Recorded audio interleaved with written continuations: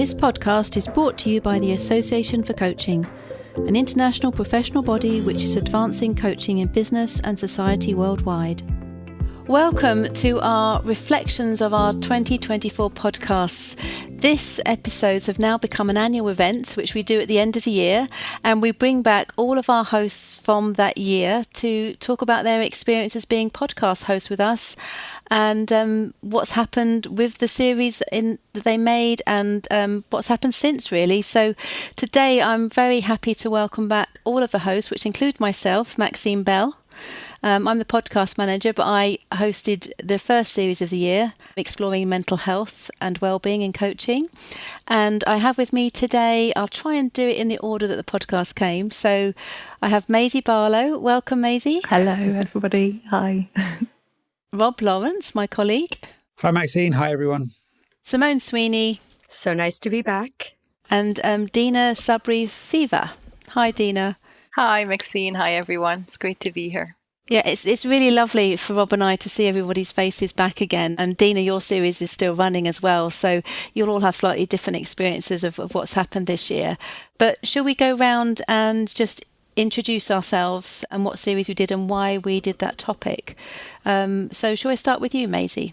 I did the Coaching Future Generations podcast, and that was really looking at coaching with young people. So I found it, I think, Maxine, you contacted me to say that you would like me to come on and have a go at it. So my background, although it's not necessarily with young people, I have done work with young people. I did some coaching with Sony Music with their internship program, and I'm quite a young person myself, although I'm heading towards being a little bit older and maybe a little bit wiser as well. So I am an integrative arts psychotherapist trainee, and I also do facilitation and coaching as well. Yeah, and so what made you want to do that series, Maisie? What was it that made you say yes? I think it was an opportunity for me to have some conversations. I mean, everything in my life is kind of centered around getting deep with people, having conversations that inspire. I think even my life sort of previously to moving into kind of the more mental health space, I was acting and I was telling stories. And I think it's so important to allow people to tell stories. And I think the subject matter, so working with, the future really just excited me. And I thought, oh, what can I learn? Yeah, and I mean, it's a topic close to my heart, working with young people, because I have worked with young people, but we wanted a young voice for that, which is why I contacted you, and we'd known each other previously, hadn't we? Yes, So I was really happy that you said yes. Yeah. So thank you, Maisie. What about you, Simone? What series did you do and why? So I did a series called The Future of Leadership is Human, and it was inspired by new thinking about leadership. We have no end of textbooks, thought leaders, kind of old school management thinking, but the world of work is really changing. And as an executive and leadership coach myself, and someone who worked in a corporate environment for more than 25 years, I really have seen the importance of being more grounded in the things that make us wonderful people and how important and influential that can be at work.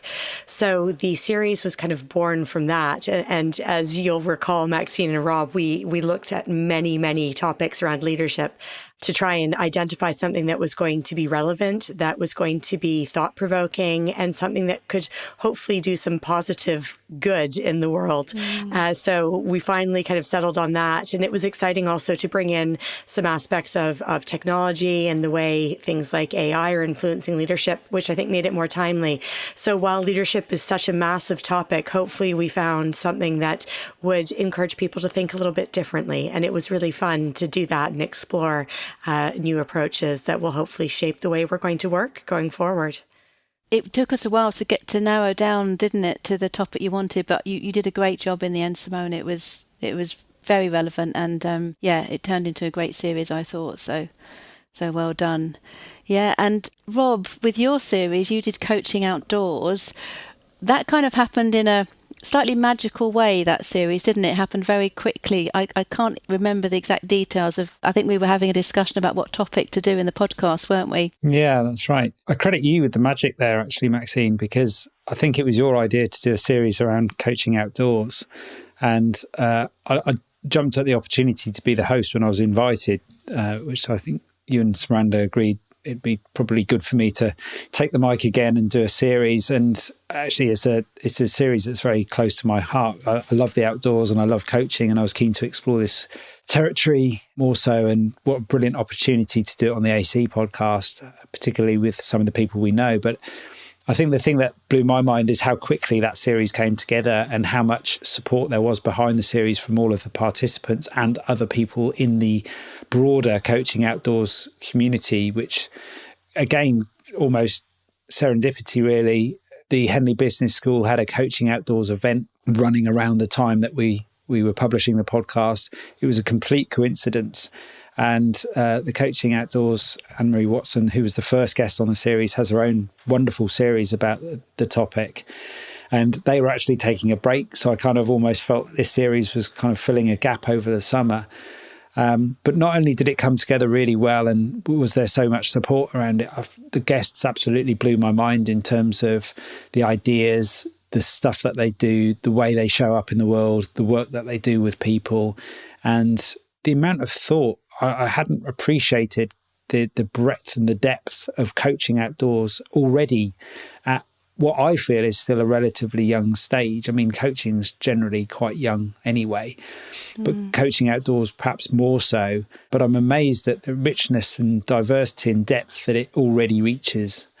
And so it was a wonderful series to do over the summer, and just the feedback and the responses from that series have been really, really inspirational. So yeah, it was a great series to do. I learned so much, and it's definitely opened my mind, and I think a lot of people's minds up to some new territory, no pun intended. Yeah, when I was producing it with you, watching your face as you were having some of the conversations, I could see it lighting you up. It was wonderful to watch what it was doing just for you personally as well, from my point of view, just watching it, which I get to see with all the hosts actually in the conversations, is just you see it as well, when we produce, we get to see what's going on with their body language when they're in these conversations, and seeing something touch them or intrigue them or things like that. So yeah, we're in a very privileged position as producers to see that happening. So finally, Dina, would you like to just say something about yourself and your series? Yes. So my series was around coaching beyond tools. It came about really because I am a huge fan of use of self. So the coach allowing themselves to bring themselves, their thoughts, their feelings, their being into the coaching relationship. I was thinking there's nothing formulaic about coaching, and yet sometimes it gets boiled down to formulas and tools and techniques, and we forget that actually the single most important factor is the coaching relationship and the two human beings, or however many you are if you're in a group coaching, coming together. So I thought, we need more, just to bring that more to the forefront, ourselves as coaches, and allowing ourselves to really be in relationship and show up in the room, in that space, and what that could look like. And maybe also debunk some myths. I think we have a lot of myths in the coaching profession, and it's just nice and refreshing to get a different perspective, and also hear from experts and thought leaders in the coaching world that maybe do things a little bit differently than maybe we've learned them, or are being told that this is what good coaching looks like. So I really, really enjoyed having those conversations with my guests. And it fits well with the transition work I do with my clients. So I love supporting clients and teams who find themselves in some kind of a transition, whether it's professional or personal. And there's really nothing formulaic about those transitions. Everyone's life and transitions are so different. And so bringing oneself in those relationships feels central to me. So it fit nicely. Yeah, and I think that series as well very much brought in the heart. I think all of these series actually had heart in them.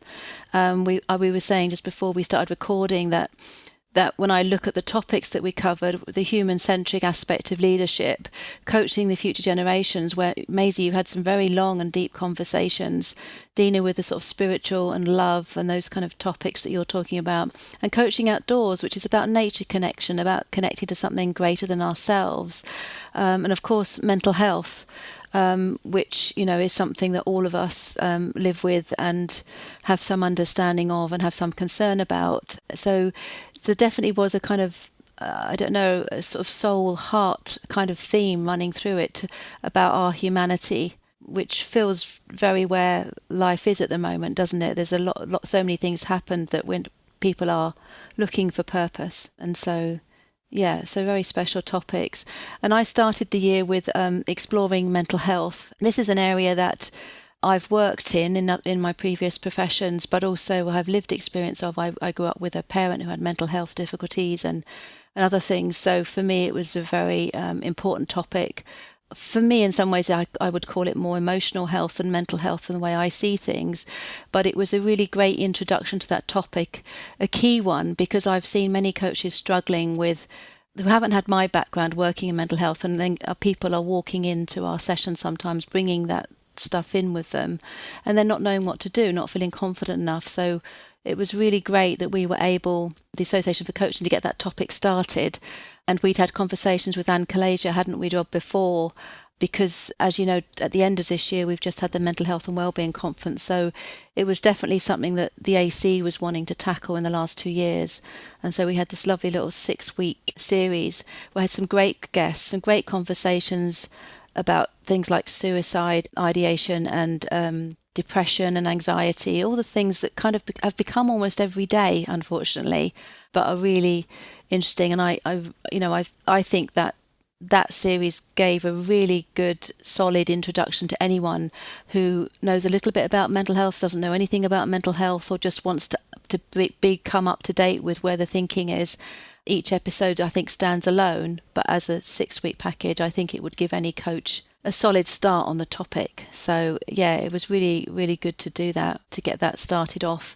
And timing wise, it's interesting when our series ran, because I started the mental health one sort of January, which is a very vulnerable time for people. Then we sort of had spring with you, Maisie, which kind of in some ways is all about new life, which is young people, the future. Rob was in the summer, in the outdoors. Dina's doing spiritual stuff around Christmas time, and Simone sort of in the autumn in a sort of seasonal way, so it's quite fun. But what I wanted to ask was, can you sort of name one key challenge that sort of was your key challenge for making these podcast series? Let's start with you, Simone. I spoke already to some of the challenges that I experienced in just identifying the right topic. And then I think our kind of follow on from that was finding the right people that we would, who would join me to speak about leadership, and identifying from such a wealth of talented, thoughtful, inspiring people. And we definitely saw that while we approached many, not as many as we probably would have hoped were willing to give their time. And I learned a great lesson through this, is that we really wanted to speak to someone about emotional intelligence. And we started with Daniel Goleman, who is kind of the father of that kind of topic in psychology, whether it's in business or education or in kind of emotional mental well-being. And we just thought, well, who could we find that we know that's a coach? And we kind of started from the bottom, and we got nowhere. And then one day we were having a call, the three of us, Maxine, Rob, and I, and kind of said, well, why don't we just ask Daniel Goleman? And we were like, well, nothing ventured, nothing gained. So we did.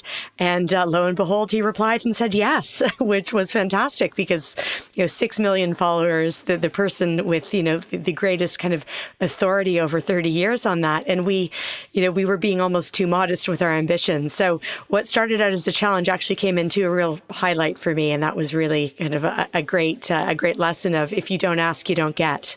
So it was a good learning, as well as a challenge with a happy outcome. Yeah, and reach for the stars as well, in the sense of, not that Daniel's a star as such, but just that sometimes reaching for the smallness rather than the greatness. And so, it was a lesson for all of us, I think, that, wasn't it? Yeah, it was great. Yeah. What was your key challenge, Maisie? And it kind of circles around to what I've learned as well. But I think it was more personal. It was something about believing in myself. And I think the invitation to come on and to be a host, I suppose it threw me a little bit. I thought, why are you asking me? I don't know what I've got to offer. But I think that alongside having the conversations, and my goodness, the conversations were rich and interesting and deep and just tantalizing with kind of where we went. It gave me a sort of belief that actually there's not a huge amount I have to do. I think it's that kind of learning that you're enough, I'm enough, being there, showing up is enough. And it sounds really cliche, but I think it's given me a really, solid belief in myself that actually I can hold space. I can sit with someone and let them share their story. And that is and can be so transformational, not just for the person sharing, but also, hopefully the wider audience. So it was a very personal thing for me. Yeah, and you did it in only the way that Maisie could do it, in only the way that you could do it, because each of you have your own style, as I do and Rob does, and you very much did that, and you created a great connection with your guests in those deep conversations by the way you bring your questions and your listening, which is a key aspect of coaching. So so that's a lovely thing to hear, though. That's a lovely thing for us to hear. So great. And Rob, did you have any challenges in your coaching outdoors? I know we said it was magic the way it unfolded, but...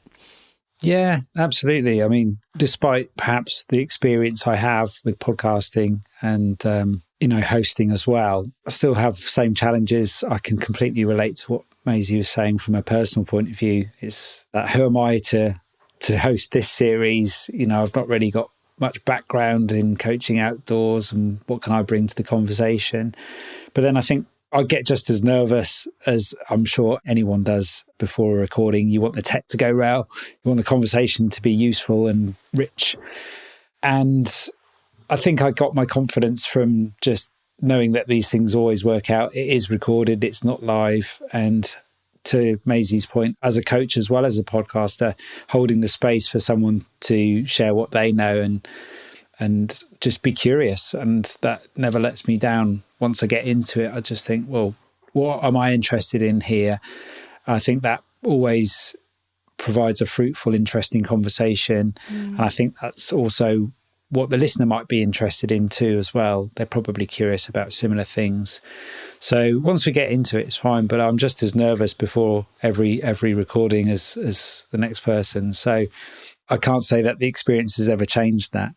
But I think also professionally, the challenge is you want to do the subject justice as well. You want to provide something that's credible and shines each of these guests, wonderful guests that we've had, in their best light. And I think I get nervous about that from a professional point of view as well. You want to do a good job here. You want to serve both the subject and the guest and shine them in their best light. But I can safely say this, I think, for the Coaching Outdoors series, for me, it totally exceeded my expectations, reflecting back on it now. And I'm really proud of all of the series that all of us on this call, and Sheila, who can't be with us today. What we've created this year is an incredibly rich body of work. And that's just 1 year of the podcast. And we've done several years of this podcast now. And it's just such a wonderful resource. And it's a joy to listen to. And I love going back and listening to episodes when perhaps a previous episode is something that's now on my mind. And I think, oh yeah, there was this guest that Maisie spoke to. I'm going to go back and listen to that. And I go back and listen to it. And I just hear a completely different conversation, even though I've heard that conversation 3 or 4 times. It's just, it's wonderful. I think that's, we mentioned, we met with, Dina had a guest, Helena Clayton, who has met with us since to talk about maybe doing her own series to broadly cover the topic she covered, which was love. And we were saying that with our podcast, and I think particularly this year, it reaches out beyond the coaching world. So all of the topics that we've all spoken about, like I said before, about our humanity, about our heart, about our soul, about what matters, about connection, about the qualities that Simone talked about in the leadership series of compassion and things like that. So even if you're not a coach, I think there's something in this. If you're interested in personal development in any form or sense, or you're curious about your own self or other people, there's some gifts in these series, I think, that go outside of the coaching world even. So yeah, I do think this year's been, I think every year's got its own special uniqueness, but I think we're very much reflecting, like I said, the world. And so yeah, there's an awful lot packed into it. And finding the right people to do an introduction to mental health was a bit tricky for a while. There were differing views from different groups about who should come and who shouldn't come, because the mental health field is still a massive area of learning, and there were different opinions on the topics. So for me, it was, who's going to try and speak best on this, that maybe gives a perspective that allows people to also form their own perspectives on it. So we're not saying this is what you have to do or you have to know, but this is a suggestion. Just get more curious and go and learn more. So yeah, but I do think in the end we ended up with some really great guests like David Britton. But yeah, that challenge of finding the right guests, I think, is one for every series. And for me, it's about guests that I can connect with and be able to be present with, and get them to be the best of themselves in that moment, just by the way I ask questions and the way I'm present. So yeah, I think I relate to a lot of what you've said, Rob, as well, about the nervousness. It never quite goes away. So yeah. So let's go to Dina. What about you? A key challenge for your series? Actually, very similar to Rob and Maisie's and what you said towards the end. So the nervousness around doing it, because I hadn't intended to host a series initially. When I contacted you, Maxine and Rob, it was potentially to be a guest and speak about one very specific topic. It's dangerous when you come to us. It's dangerous. Very, apparently. No, I mean, it was a huge opportunity, but for me, it was really like, oh gosh, host a series, even if it was a mini series. Like initially we thought it's going to be 3 episodes, and I was like, oh, so similar to Rob, who am I, to host something like this? I've never done this before. I mean, I enjoy conversations with people, but that's still a long way from being a podcaster or a host.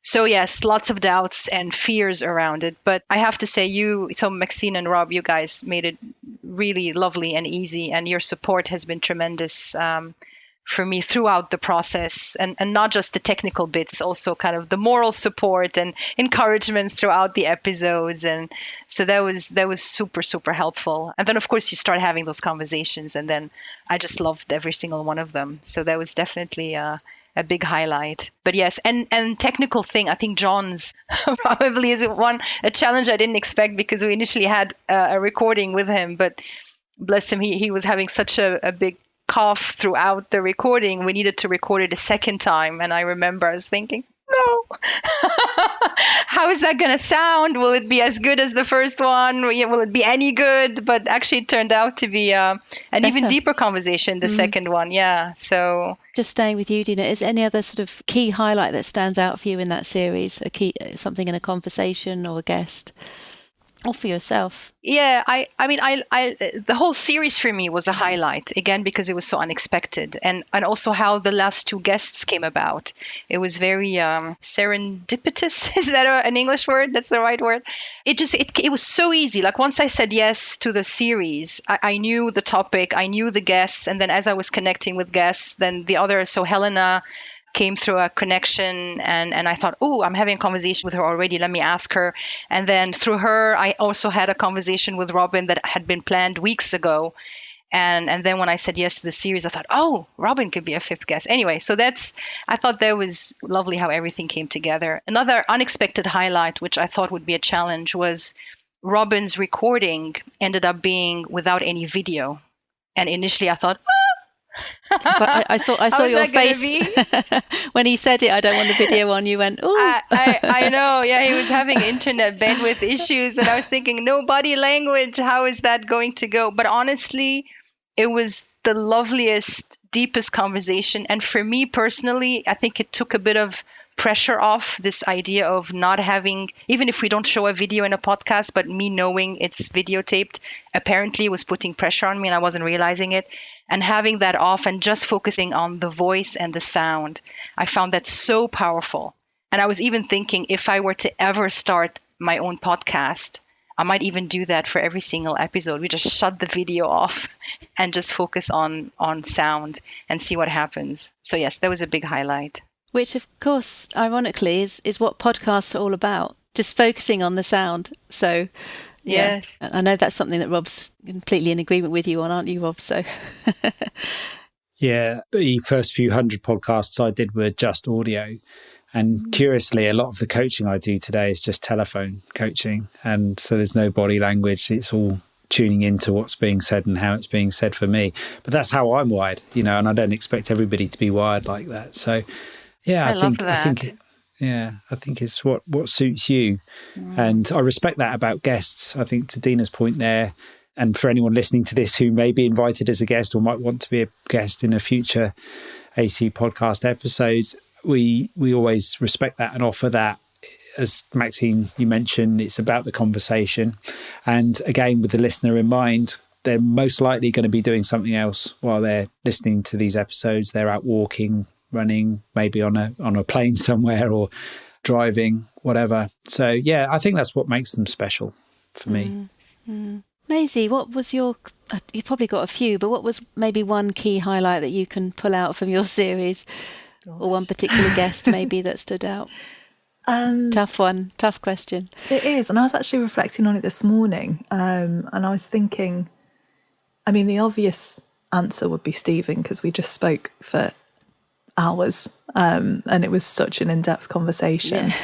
Yeah. But actually, I would say my talk with Halim was really, I don't want to say it shocked me, because it didn't shock me. I didn't really know where the conversation was going to go. We'd got a few points that we thought might cover, but actually I think tapping into actually having a conversation with someone from the younger generation was really eye-opening for me, because I think I was maybe guilty of that. I'm sort of heading to, well, I am 30 now, but I'm heading towards kind of more middle-aged, and I'd maybe held in mind, young people are a certain way or this or that.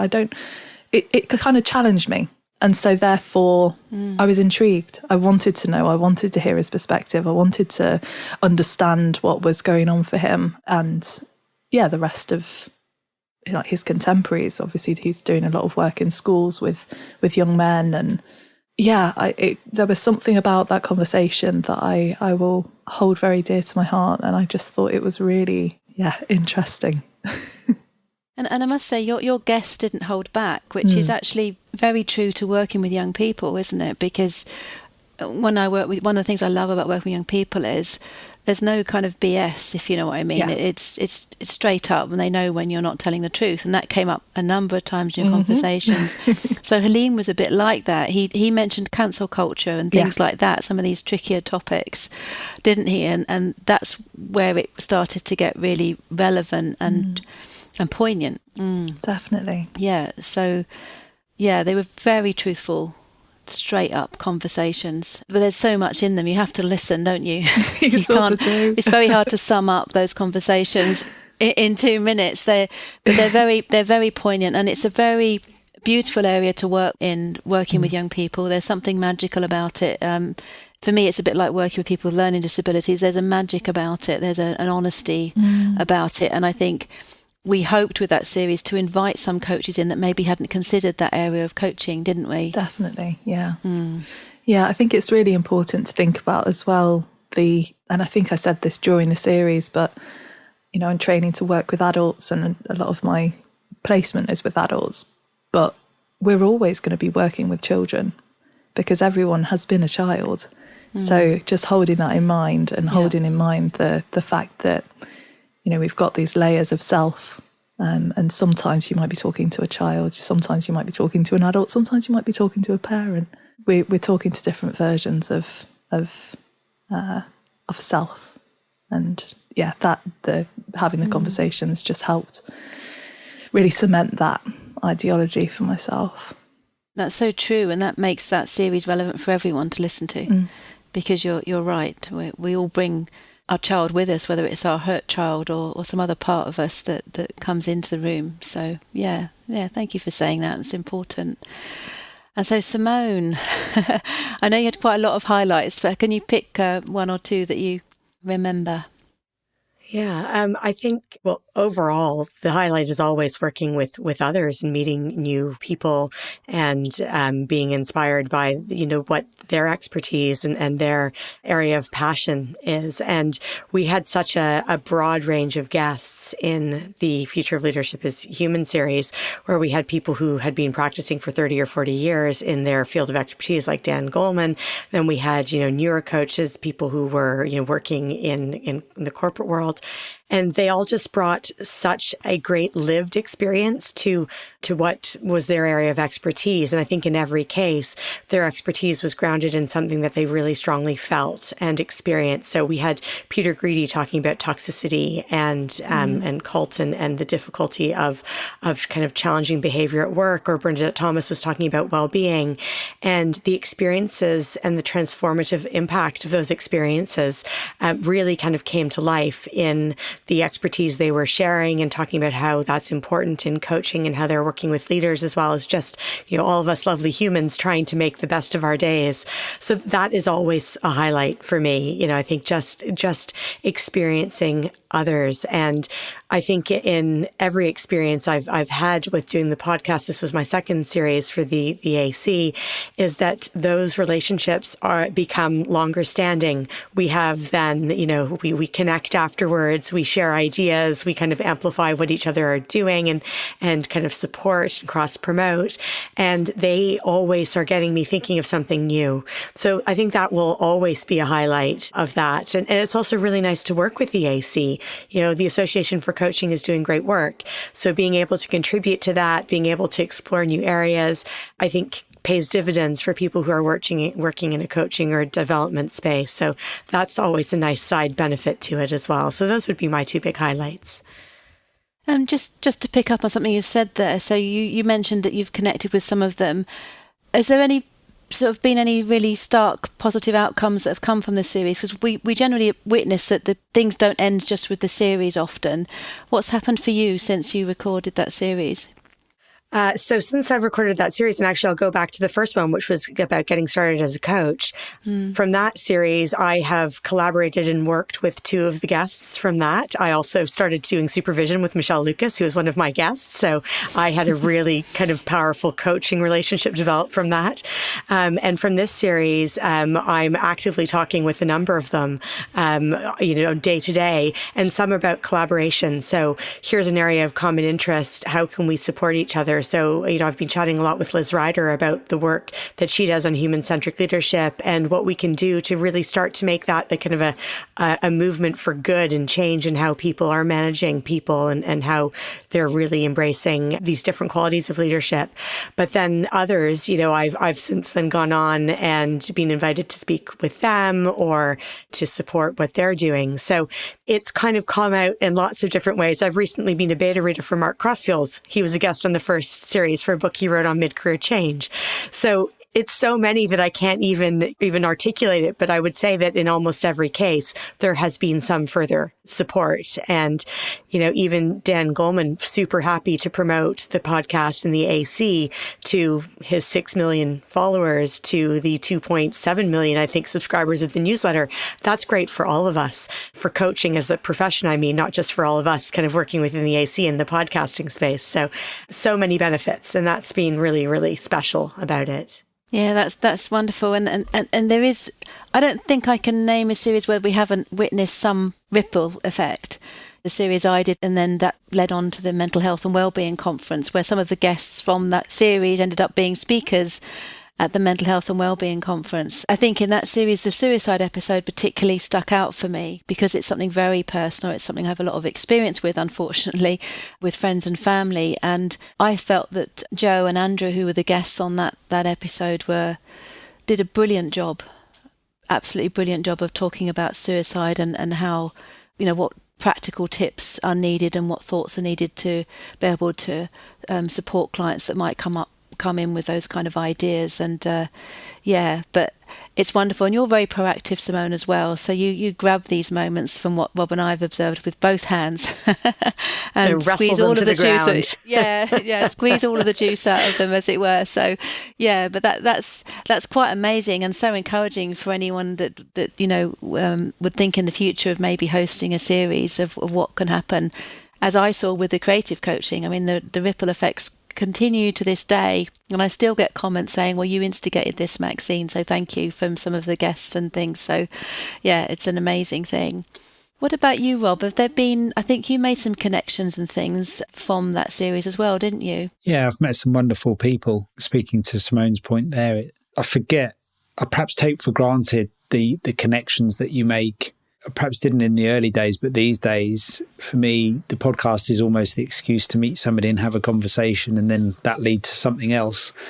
But actually, so much of it is about the podcast. I don't underestimate the power of a podcast and what it can lead to in terms of the relationships and the community. And that's something I felt a really strong sense of with the Coaching Outdoors series, particularly. I was just blown away by the community that surrounds that subject, and who knows who and who they know, and just their passion and enthusiasm for it, and the depths and professionalism. Actually, everybody I met takes Coaching Outdoors really quite seriously. I mean, they get qualified in specific ways in order to safely hold space for whoever it is that they're working with.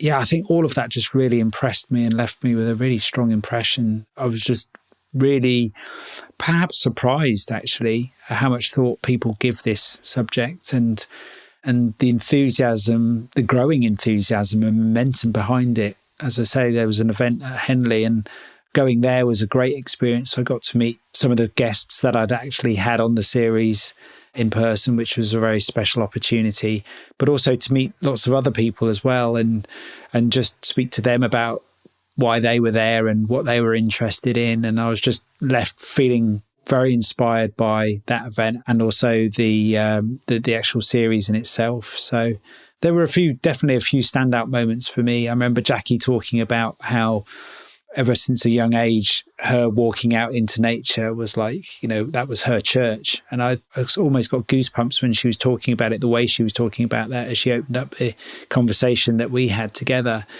Just really gave me a really strong, deep sense of connection that Jackie had in that instance, but people have with nature and the outdoors.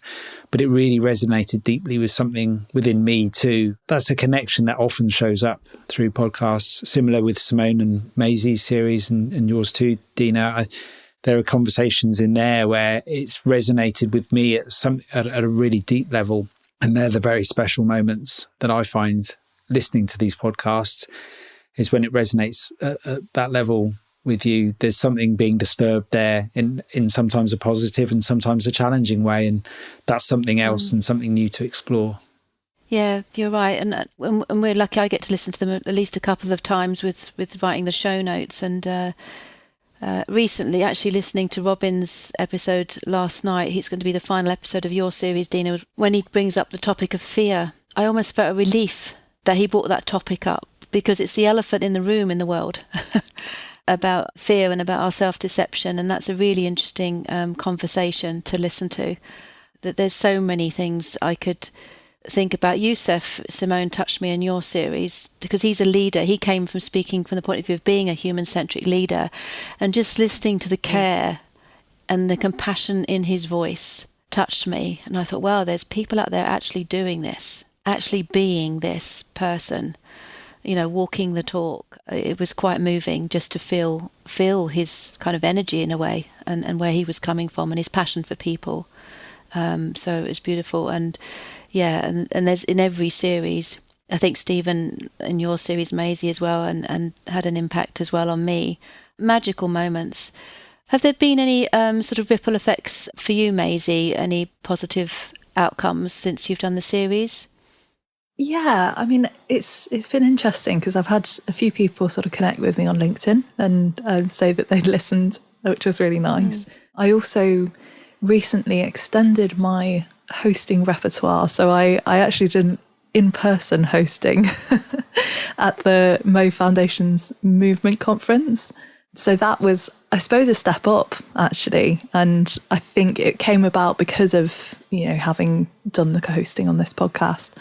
And again, it was one of those step into the fire and see whether you can dance among the flames. It was a really interesting experience. And more than anything, I think the ripple for me, I'm going to be personal again, but it's been like an inner belief. It's been like a deep knowing or understanding of myself and of saying, I can do this and I do deserve to be in the room. I think whilst I was doing the series, I was going through quite a difficult time.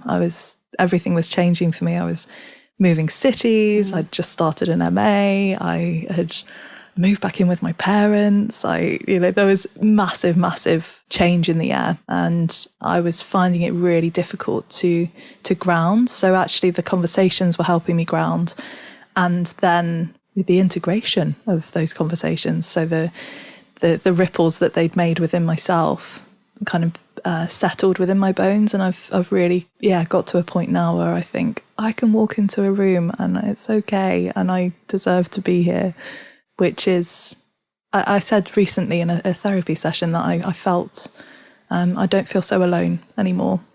And I think that's testament to the beautiful conversations that I had, and just knowing that there are people out there that want to do this work, that they also value, deep conversations. So it's an internal ripple for me that I imagine will continue throughout my life and will give me the confidence to, speak at other conferences maybe.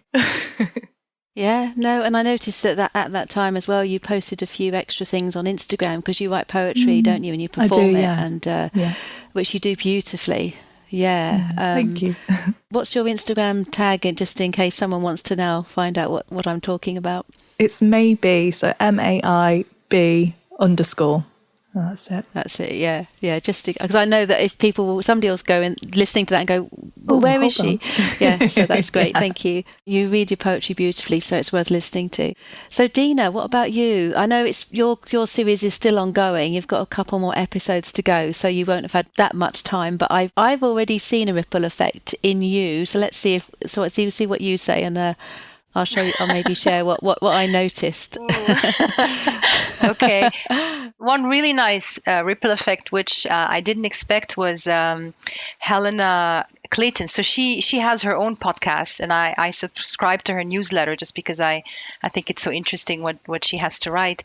And in her November newsletter, she spoke about our conversation and also about the AC and so on. And she then said that as a consequence of our conversation, at some point I asked her about her personal definition of love, and she said for her, love is an expansion. And based on that, she actually did her own podcast episode on that definition. What does it mean for her when she says love is an expansion? And I listened to it, and it's a lovely, lovely episode. So that was just really nice to see that I was not the only one being impacted by my guests and what they have to say, but that the impact is mutual, and sometimes thinking continues also for them, and then beautiful things come to life. And then, yes, maybe that's what you're referring to, Maxine. I'm not sure. But the conversation with Robin around the relationship between love and fear really stayed with me, and it is still kind of working for me in my head, but also in my heart. So I've been much more present in LinkedIn lately, on LinkedIn, posting, sharing, commenting. And I have lots of ideas now for 2025. So I think this book idea of coaching beyond tools, I really want to make it happen next year. It's becoming something I'd love to take on and hopefully be able to finish. I'm thinking about an own podcast, but I still have doubts, so I'm not sure about that one yet. But I'm thinking of launching a Gestalt coaching lab for coaches who are interested to experiment. So beyond John's wonderful trainings, I think it's nice for coaches to have also a space to just come and practice and get feedback. And I was thinking I'd love to lead something like this for next year. So yeah, it's given me a lot of food for thought and a bit of courage to maybe put myself out there and dare to show up in different ways. I guess that is in line with what I was thinking. What I noticed in you in those conversations was permission to be Dina. I think I watched that grow. There was something about a settling in you of, I can be more authentic. I can do it this way. I don't have to conform to that way. I'll do it what my heart is telling me to do. And so in some ways that nods to what you were saying with all those ideas you've got. Yeah, that it's okay to come into this world and present yourself as a coach in whatever form that is for you as an individual. And I felt like that happened to you. There was a permission for more authenticity and and probably more courage as well, which is something we all need, I think. I never knew when I joined this podcast, when I started the creative coaching idea, and then I got offered the podcast manager job, never done podcast before, never done hosting.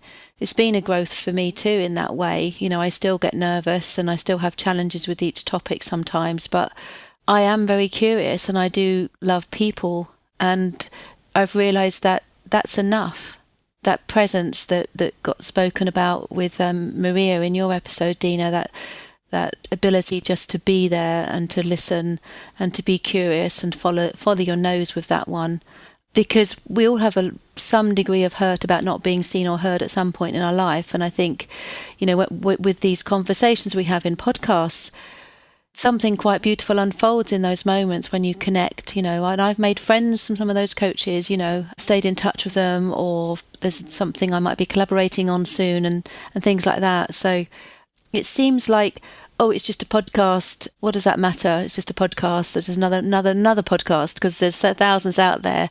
But we create this podcast with heart and with passion and with the wanting to make it good and wanting the topics to be diverse and to want to provide platforms for diverse groups and diverse voices. Though I know we're all sitting here as women mostly, apart from Rob, but you know, we want that, and so we want more diverse voices in the podcast always, because you all bring your own flavour, and we do sit and watch magic unfold, don't we, Rob? Things come together, guests pop up out of nowhere, people reaching out for new heights, Simone. So yeah, it's really lovely. But I think as a final question, I wanted to ask, what's one thing that you've learned about yourself from this podcast experience? Let's start with you, Dina. I don't know if it was a learning, but it's just a reminder of just how much I love talking to people and just listen to their own stories, you know, their own insights, and yes, just stories. Like even as a child, I remember I was always the youngest, sitting with all the elders, you know, the older people, because I just loved listening to their stories. And somehow doing this podcast just reminded me of what a joy it is to be able to allow someone to just share their life experience in some shape or form.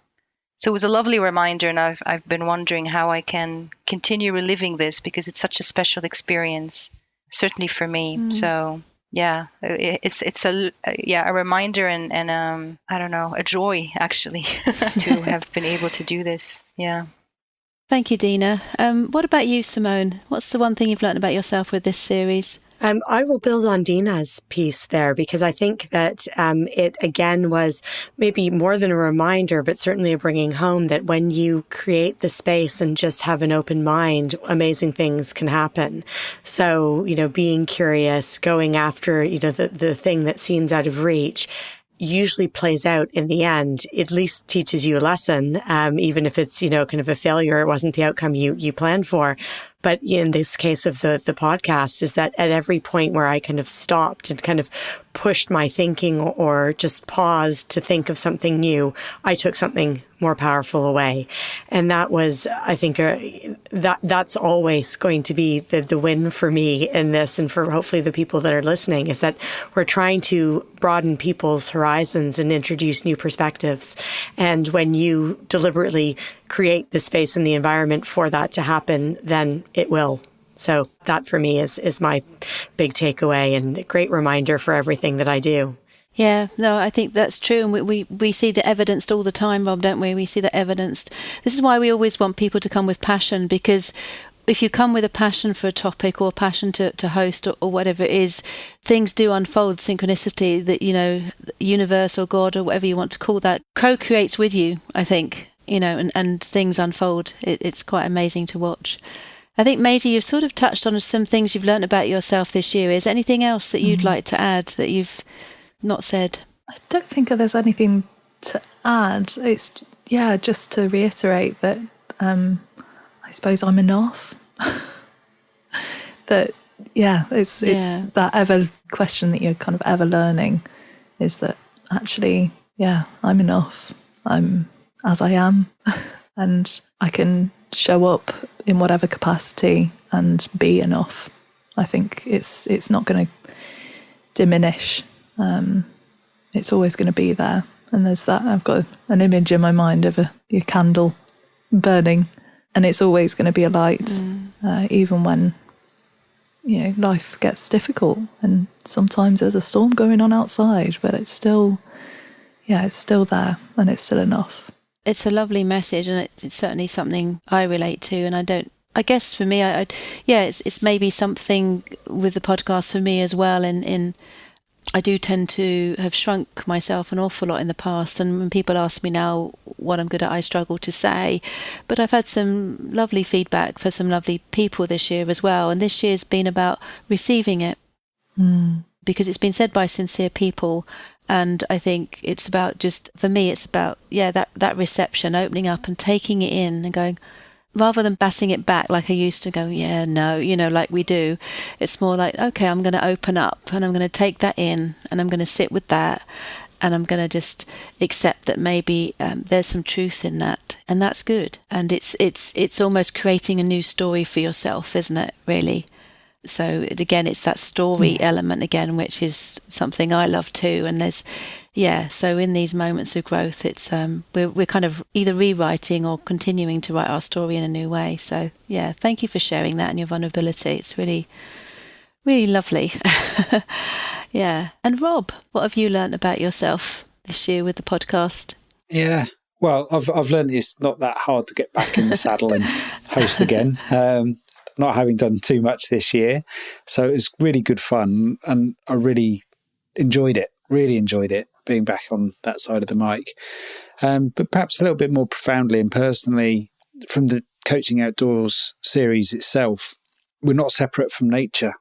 I think that was the takeaway from me from the whole series. And I think we sometimes see ourselves and nature, whereas actually we're just part of it. And I think being out there, it's helped me rekindle, and I'm sort of on an ongoing journey with that, my relationship with the outdoors, and just being outdoors and having conversations and doing things outdoors. I think we're at danger of, I certainly am, of being indoors so much with work being online and coaching being online, and it'd be easy to sort of fall into the trap of that. And I recognise that now. So I'm actually really grateful to have that revealed to me and to be reminded of that. So that's been the big one takeaway, and for that I'm grateful for the opportunity to podcast. I do wonder sometimes, I mean, you can get inspiration from so many different places, but podcasts are no exception, I find. And to host and to hear these conversations, they're just a constant source of inspiration, and I often get deep insights similar to that, just listening to all of the series of those with us today, and Sheila's series as well. I've just gained so many insights this year. It's been wonderful. I just wanted to mention as well that our other host, Sheila Hobden, couldn't be here today. She was the host for the Research in Coaching series, something she's really passionate about. She wasn't always a researcher. It's something she's come across in the last few years. And it's brought her alive, it felt like. And she came with such passion with her guests to make what some people consider quite a dry topic. I felt she really brought it alive with her personality as much as the conversations she had as well. And I have seen very clearly on LinkedIn and heard from other things she said, she's had a lot of different ripple effects and connections from that series ongoing. And she's a bit similar with Simone, where she grabs those opportunities and really, juices them out. And so that's really lovely. And just to mention another series that I started this year, because we also have a LinkedIn newsletter, the AC LinkedIn newsletter, and I started a series in that, I think it was the end of last year, called The Day in the Life of, where we wanted to remove the shiny coat of LinkedIn and the six-figure claims for coaching and all those kind of things, and just talk to real coaches. And Simone has been one of my guests for that in the magazine. But now what we've decided to do is record the interviews and put them out as podcasts in between the other series. So we've had our first episode just before Dina's series with Anita Savage, who spoke about her journey with coaching, and she also had cancer, and she now does post-cancer coaching. And each person I've spoken to, I have just loved those conversations. You know, you've let me into your worlds, and then now our listeners. And we hope that, like all the rest of our series, that it gives people some inspiration, some food for some thought, and also just to go, oh, I'm not the only one having this challenge. And yeah, I don't get that. Oh, God, I hate marketing too, or whatever it is that's coming out. And we've got another episode at the end of Dina's series with Sally Twizzleton, who is a brand new coach this year. Not new to coaching, that she's been coaching internally, but she's has an engineering background. And so we're trying to get as much a variety of people in those series as we can. And I've recorded quite a few of those interviews, and there's some lovely ones for next year. People that specialise in diversity and inclusion. Like I said, post-cancer coaching. There's an engineering bent for Sally. There's some of the coaches are very honest about their own mental health struggles. There's all sorts of real conversations in that. So it's a bit of an experiment in a way, but I'm excited to see where that goes. But it just is giving another flavour to our podcasts, which are generally themed and sort of, don't they, Rob, range from about 6 weeks to sometimes 10. So I think, again, it's about that humanity and that realness, and about a human being with a human being. It's really wonderful. I think, I hope in this conversation we've conveyed a little bit of the depth of what this experience brings you personally, but also to our wider audience, and maybe, like we say, raised a bit of curiosity for you to go and have a listen to some of the episodes on our website. And we're not just saying that to sell you a product. We really do feel, honestly, that we provide some really good quality content to hopefully help you on your coaching journey or your own personal development journey. You know, there is a purpose to what we do. And I think, you know, it does have impact. And we've had some fantastic topics from you guys this year.